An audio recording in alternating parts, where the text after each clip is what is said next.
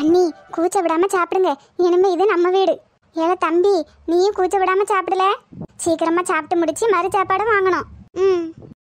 எனக்கு என்னமோ அண்ணி தான் நிறைய சாப்பிடுவாங்கன்னு தோணுது. அட நீ வேற பூரணி, ஆளுதான் அப்படி. ஆனா சாப்பாடு கோழி குறிச்ச மாதிரி தான் குறிச்சிட்டு இருப்பா. நீ வேணா பாரு. என்னல சொல்லுதா? சொல்றதெல்லாம் உண்மைதான், நீ வேணா பாரு. சரி சரி, சாப்பிடும்போது பேசப்படாது, சாப்பிடுங்க. அண்ணி உப்பு காரம் புளிப்பு எல்லாம் கரெக்டா இருக்கா? எல்லாம் கரெக்டா இருக்கு மைனி. நீங்க வாரியன்னு நான் தான் பார்த்து பார்த்து செஞ்சு மெத்தடுங்க. யாரு நீ? உப்பு எது சர்க்கரை எதுன்னே உனக்கு வித்தியாசம் தெரியாது, இதுல நீ சமைச்சியாக்கும். இல்ல யாம்ல, ஒரு நாளாவது பெர்ஃபார்மன்ஸ் பண்ண விடல, இப்படியெல்லாம் முட்டுக்கட்ட போடுவேன். நான் உண்மையே தானப்பா சொன்னேன். சரி சரி சாப்பிடு. நீங்க 2 பேரும் வாரியன்னு அம்மாச்சி தான் எல்லாம் ஆசை ஆசையா பார்த்து செஞ்சாவ. சாப்பிடுங்க. அண்ணி வெக்க விடாம சாப்பிடுங்க. சாப்பிடுறேன். ஐயோ மாமா பாத்து. ஏல பார்த்து பொறுமையா சாப்பிடு, எல்லாம் இங்கதான் இருக்கும், பறந்துடாது. அல்லி, அம்மாவை பாத்தியா? பாத்தே மாமா, உங்களுக்கு தலை தட்டி விட வந்தாங்கல்ல. சே, நான் அதை கொஞ்சம் அவசரப்பட்டுட்டேன். நான் எதுவுமே பண்ணாம இருந்திருந்தா அவங்களே பண்ணிருப்பாங்கல்ல. நானே நினைச்சு பார்க்கல அல்லி, கனவு மாதிரி இருக்கு. எது எப்படியோ அவங்களுக்கு உங்க மேல இருந்த கோபம் போயிருச்சு மாமா, எனக்கு நல்லா தெரியுது. ஆமா அல்லி, நம்ம என்ன இங்க இருக்க நம்மள முழுசா ஏத்துக்கிடுவாங்கன்னு நினைக்கேன். ஆமா மாமா. உனக்கு இதுல எந்த வருத்தமும் இல்லையா அல்லி? சே, என்ன மாமா கேள்வி கேக்குறீங்க? எனக்கு என்ன வருத்தம் இருக்க போகுது? அத்தை நம்மளை ஏத்துக்கிட்டாலே அதுவே போதும் மாமா. போதும் போதும், எப்ப பாரு என்னதான் குசு குசுன்னு பேசுவீங்களோ தெரியல. பூரணி, அம்மாச்சி 2 பேரும் எங்க கூட உட்காந்து சாப்பிட்டுலாம்ல? வேண்டாம்ல, நீ சாப்பிடு. உனக்கு தான் செஞ்சிருக்கு, உனக்கு எவ்வளவு வேணுமோ நீ சாப்பிடு. ஏட்டி, அதுக்கு நீ எல்லாத்தையுமே நானே சாப்பிட போறேன், உட்காரு சாப்பிடுவோம். வேண்டாங்க சார், நீங்க சாப்பிடுங்க. நீங்க சாப்பிட்டு மீதி வைங்க, அதுக்கப்புறம் நாங்க சாப்பிட்டுக்கிறோம். ஏட்டி என்ன திடீர்னு போன போட்டு இந்த இடத்துக்கு வரச்சு? நீ என்ன டீ? இக்கா, எல்லாம் நம்ம பிளான் விஷயமா தான். என்ன டீ பிளான் போட்டிருக்கியோ? எவ்வளவு நாளுதாக்க நம்ம பொறுத்துக்கிட்டு வர்றது, வர வர அந்த காசிகனி கிளவி ஆட்டம் தாங்க முடியல.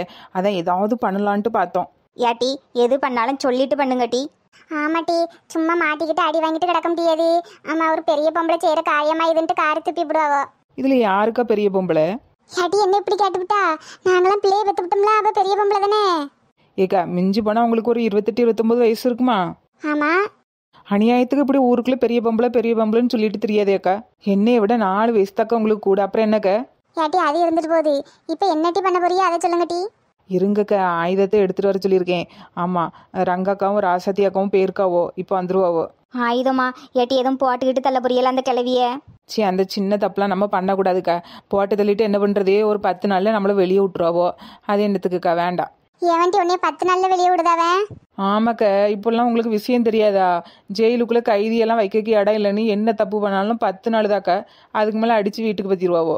இவையில அங்கே யார் வச்சு முட்டை கறிச்சோறுன்னு போடுறது, அதனால ஒரு 10 நாள் மட்டும் வச்சு வெளுத்து விட்டுட்டு வீட்டுக்கு விட்டுருவாவோ. இப்ப அப்படி மாறி போச்சு நெட்டி சட்டம். ஏட்டி நெட்டூஸ். ஏக்கா வந்துட்டியல, சொல்லி விட்ட ஐட்டம்லாம் என்னக்கா ஆச்சு? எல்லாம் ரெடி பண்ணிட்டோம் டீ, இந்த வந்துகிட்டே இருக்கு. ஹேய் இழுவ, அதை கொண்டு வா. ஹே நெட்டூஸ், எப்படி பாத்தியா? சொன்னதை விட அதிகமாவே அள்ளிட்டு வந்துட்டோம். இதுக்கு தாக்கா ஊருக்குள்ள உங்களை மாதிரி ஒரு 2 பேர் வேணுங்கிறது. ஏட்டிக்கு இருக்கு வளங்க, என்ன டீ நடக்கு? ஏக்கா, என்ன பிளான்னு கேட்டியலக்கா, இதுதான் பிளானு. சி ஏட்டி ஒரே நாத்தமா அடிக்குதுண்ணா.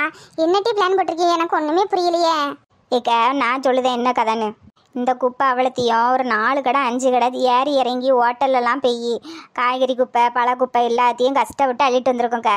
சரி, இதை அப்படியே நோவாம அந்த காசிகனி பாட்டி வீட்டில் கொண்டு போட போகிறோம். சி கர்மம்.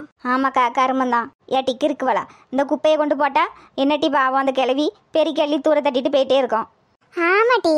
ஏக்கா, ஒரேடியா பழி வாங்காம கொஞ்சம் கொஞ்சமா பழி வாங்குவோம்க்கா. அது வீட்டில் ஒரு வேலையும் இல்லாமல் தானே இப்படி ஊரா தெருவா நியாயம் பேசிட்டு கதை பேசிட்டு அலையுது.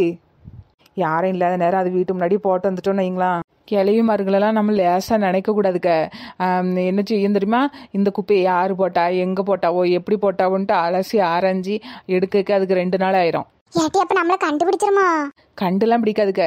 அப்பா என்ன வாயாம திட்டுட்டே கிடக்கும், அவ்வளோதான்க்க. எனக்கு ஒண்ணுமே புரியலடி. இந்த குப்பையை கொண்டு போட்டு அதை பழி வாங்குற அளவுக்கு நமக்கு என்ன இது? என்னக்க சாதாரணமா குப்பைன்னுட்டிய? ஒரு குப்பையின் கதை படம் பார்த்திருக்கியலா? ஒருத்தி வாழ்க்கையே புரட்டி போட்டுரும். அந்த மாதிரிதாக்க இந்த குப்பையும். பாரம்பரியம் பார்க்காம வெக்கம் மானம் சூடு எதுவுமே பார்க்காம எத்தனை கடை ஏறி இறங்கி எடுத்தோம் தெரியுமா? எவ்வளவு அசிங்கம், எவ்வளவு அவமானம். அதெல்லாம் தாண்டி இந்த குப்பை இங்க வந்திருக்கு. கண்டிப்பா இந்த குப்பை காசிகனி கதையை மாத்தோம். அடி ஆத்தி, அழுகி போன குப்பையை கையில் வச்சுக்கிட்டு 1000 பட டைலாக் பேசுதாளே. இக்க என்னக்கா சொல்லுதியே? இப்போதைக்கு கொஞ்சம் கொஞ்சமாக இந்த ஐடியா தாக்கா வந்துச்சு. என்னமோ பண்ணுங்கட்டி. நாங்கள் வெளியே தான் நிற்போம் சொல்லிவிட்டோம். யாராவது வாராவளா வரலையான்ட்டு சிக்னல் மட்டும் தான் கொடுப்போம்.